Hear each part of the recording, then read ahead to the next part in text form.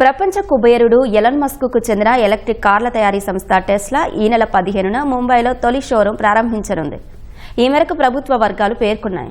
ముంబైలోని బాంద్రా కుర్లా కాంప్లెక్స్లో Tesla showroom ప్రారంభం కానున్నట్లు తెలిపాయి. ఇందుకోసం ఇప్పటికే 5 వై మోడల్ కార్లు ముంబైకి తరలించినట్లు జాతీయ మీడియాలో కథనాలు వెల్లడించాయి. అనంతరం ఢిల్లీలోనూ మరో టెస్లా షోరూం ప్రారంభం కానున్నట్లు ప్రభుత్వ వర్గాలు తెలిపాయి. తొలుత ముంబై, ఢిల్లీలో కార్ల షోరూంలు ఏర్పాటు చేయాలని నిర్ణయించిన టెస్లా ఇప్పటికే సిబ్బంది నియామకం చేపట్టింది.